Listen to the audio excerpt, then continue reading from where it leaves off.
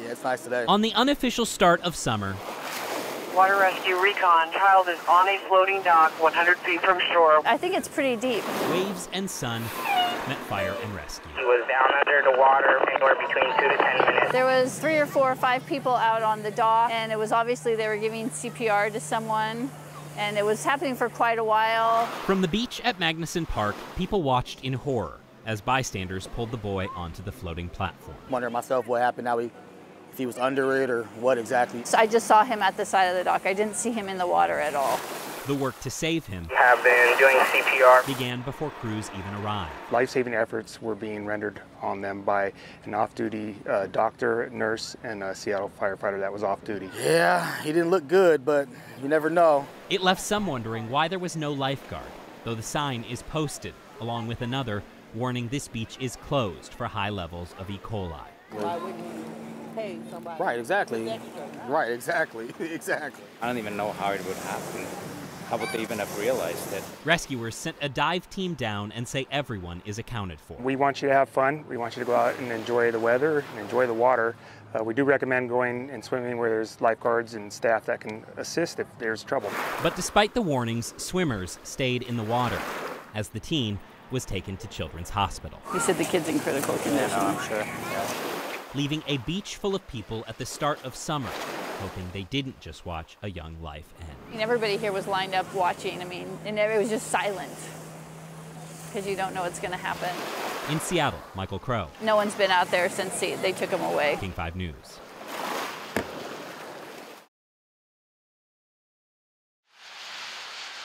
Softly falling snow in the North Sound. A day to enjoy the mood. Maybe a beautiful winter drive. But it is possible to enjoy it too much. I've used a shortcut a few times, but yeah, just didn't have enough lift for it. Take Lance Kolb looking to avoid a backup on an icy side street. He took his pickup into this field. It's so deep I can't turn my wheels left or right in the front. No pass or go. I went straight to mud. Ironic, because he'd posted on Facebook offering to help get others unstuck. It looks like I was the one that ended up needing help. So he ended up making that call himself. Guy on Facebook has been helping pull people out, and so I just gave him a shout. I think he just tried to call me. Which is how he had the pleasure Howdy. Hey, how's it going? Yeah, that's good. Yeah, Lance, nice to meet you. of meeting Stephen Sullivan, patrolling Oak Harbor, looking to help. A winch and a new friend go a long way. Retired Navy. Oh, okay, fair enough. What about yourself? Still active. Yeah? Come on. Today, teamwork and physics beat horsepower. We got some leverage with the pulley, so it doesn't overpower my winch. Come on, baby. On the kind of day that doesn't come all that often. Play these games. This is really only the second time I've had to do it, because we don't get that much snow up here on the island. He's going. A triumph of man over nature. He's going. It's moving. And too bad we've been out here for about 45 minutes already. The truck freed from the grip of slush and mud. All right, good to go. Meaning a warm end to a cold day. Once I, wasn't in, a foot and a half of mud on a stock pickup, I did all right. But, it's just an excuse to tell the wife why I need a lift kit. So, in the end, it works out.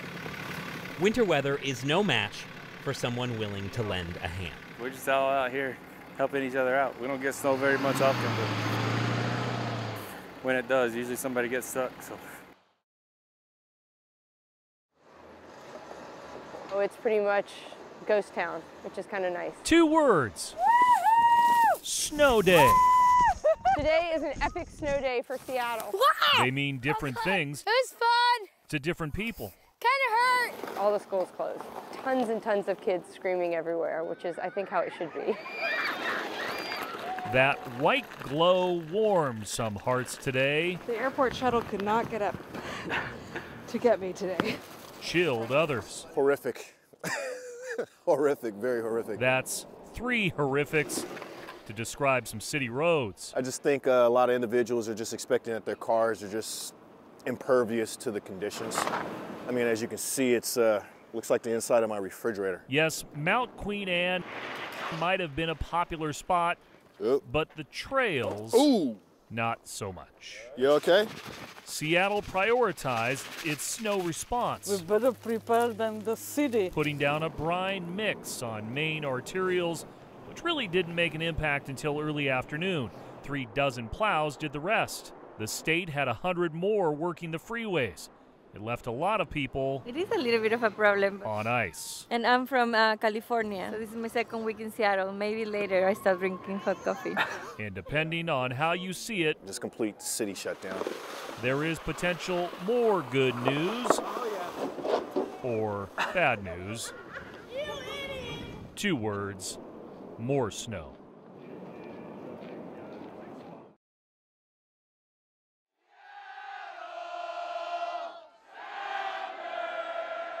Never let it be said that Seattle is not a soccer town. Never let it be said that the fans don't show up. Look how many people there are. So when the Sounders win their 2nd MLS Cup, never let it be said that the Rave Green can't throw a great party. Well, and since my heart rate's normally 35, it's probably up near 100 right now. A 3-1 win over Toronto FC Sunday We did it, baby! has the city seeing stars. Pretty cool. Yeah, there we go. 2 of them, really. It was one of the greatest moments I've ever experienced in Seattle sports. And scarves on almost everyone. No, really, everyone. Fans packed the streets. I'm so excited. Our low-res version of the cup, but hey, we still got one. And there's plenty to celebrate. A championship coming home, a dynasty in the making by some estimates. Oh, this is 2 of many. 10 more. So the team arrived at Seattle Center, greeted by a wall of sound. The Seattle Sounders! A celebration to echo 2016. A celebration they hope and expect to resonate in the future. 11 playoffs, 2 titles. It's a dream, you know, to have such a great franchise right in front of your door. Never let it be said that Seattle is not a soccer town.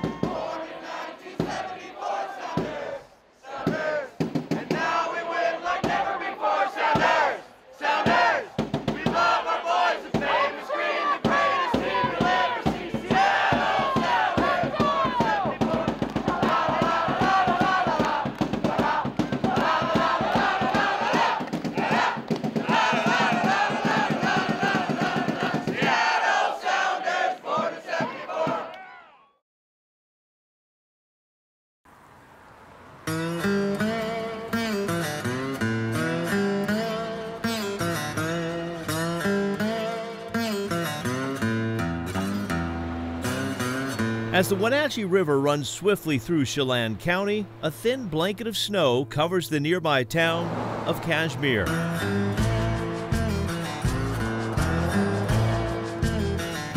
For decades, applets and cotlets have been the beacon for this agricultural community. But now, a young prospect has risen.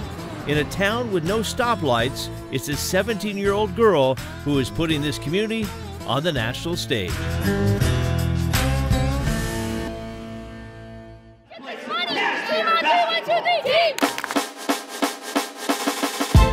Haley Van Lith, she's an amazing girl, is a junior at Kashmir High. There's nothing she can't do on the basketball court. But she's a hooper, she's cold, she's the best in the nation. She puts on a show every night. She's one of the top-ranked recruits in the nation, with just about every major college coach in the country knocking on her door. What motivates me is to just be better than I was yesterday, because when you start to taste success, you just can't get enough of it, and you never want to settle. On this night, in front of a packed house, Haley is going after a major milestone. I love big crowds. That's what I live to play for, is that big crowd, big game, big moments. I just feed off that. They travel from all over to watch her. Young, old, even national media are here to catch a glimpse. Mom and Dad say Haley has been overachieving since birth. Haley was a quick, easy delivery. I've always said she came out running. She was ready to go from the start. In the 4th grade, Haley fell in love with hoops and decided to dedicate her life to the game. It's an everyday commitment. You can't just decide that I want to be good this day and the next day I don't want to be good. And it's just you have to constantly remind yourself, just sacrifice, sacrifice, sacrifice, because if you don't, someone else is gonna. Basketball runs in the family for Haley. Really explode. Hi. Her dad, Corey, had a girl. Played for the University of Puget Sound from 1994 to 97. 6 to 7 nights a week in the gym. The two work hard, doing whatever it takes to get better. My dad has been my trainer my whole life. He's very intense with me, but I go home and my mom is the mediator there and keeps everything calm. Ooh, she didn't have to cross me up like that on TV. If we played to like 3, I could destroy her. Okay, who plays I can lock to her 3? up. I can lock her up to 3. Nobody plays to 3. Oh, I would beat him. There's nights, you know, we're down at the gym, 10:30 at night.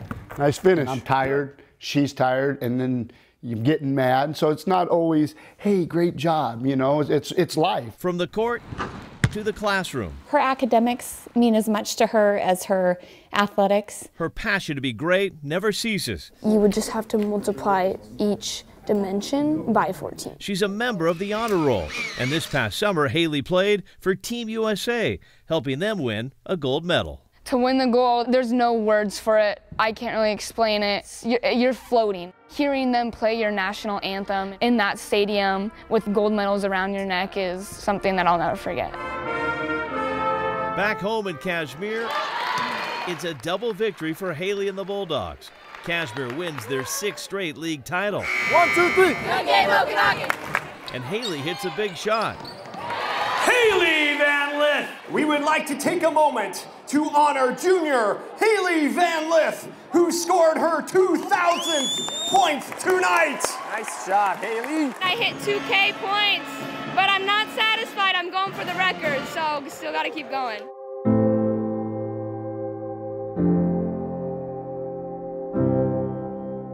You get exactly what you put into the game. If you work hard for it, it'll work hard for you and take you anywhere you want to go.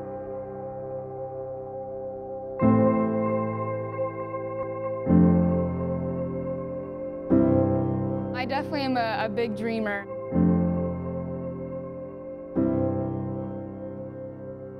She wants it all and is proving with hard work anyone can shoot for the stars.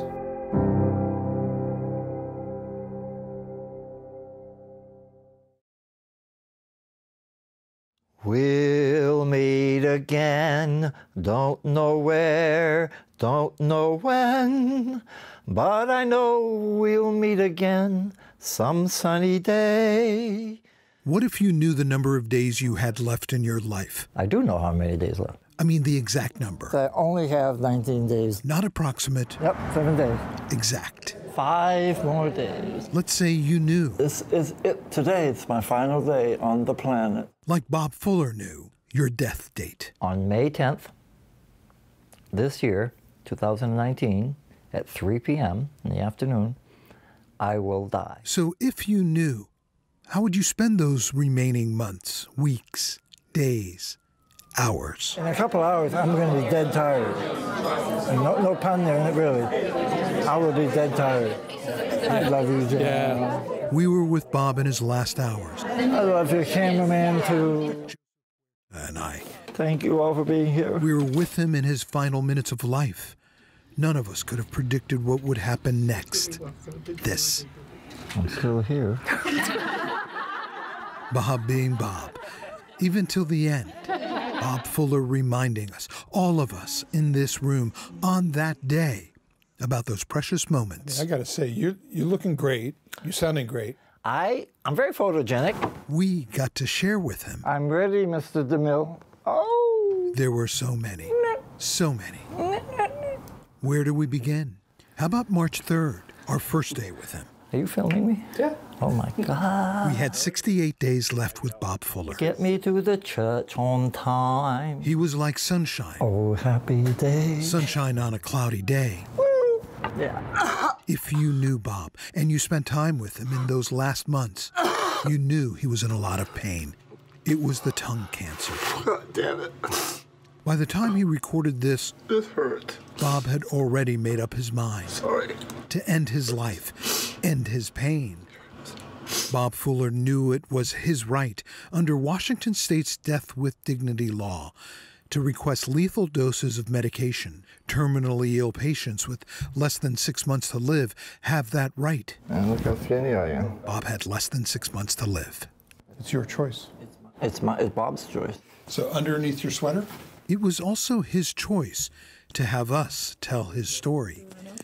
I'd known Bob 10 years. I knew him just 68 days, the number of days we were with him as we chronicled his last days of life. You'll see as you walk with me here these next two and a half months that I'm surrounded by love. The things he did in his life. Yeah. He was an Air Force veteran, retired nurse, and over the years, he sponsored more than 100 people in Alcoholics Anonymous. Bob had been sober 35 years. He was my sponsor, so that meant that he was, taking me through the steps in AA and becoming like a mentor. The things Bob would say. I don't know if you remember me. We used to sing in the choir. Always full of surprises. I flirted with you a little bit. Huh? I flirted with you. You flirt with everybody. May place the ring. Like the time he told us his plan to marry his caregiver and roommate, Reese. So we get married right here in the building. There's a lady here in the building who performs these things. So I'll just do that in the morning, then we'll get down and have a banquet. And then I'll come upstairs and kill myself. How was the honeymoon, Bob? It was a killer, killer, killer. Sorry, I'm not being a proper 75-year-old man. The things he taught us. He is teaching us how to live, he's teaching us how to die. And he's doing it all together. It's beautiful. How deeply he touched others. If I had a fairy wand and could heal them all, I would do that, and then we wouldn't have to worry about May 10th. But I don't have a fairy wand. Bob Fuller knew the number of days he had left to live. He knew when he would die and how, and ultimately how he wanted us to cover this moment of his life. So how would you like us to cover you on May 10th? On May 10th, I'd like you to be here filming the entire thing here in my bedroom as I'm giving my my medication, my formula, my bowl, and just as I'm about to have my last supper, my last meal, I'd like the cameras to pan from me to some angels that I have posted, my pictures of angels around me, and then maybe move the camera out the window here. How's that sound? How's it sound to you? Sounds nice. We'll meet again, don't know where, don't know when. John Sharifi. But I know we'll meet again some sunny day. News.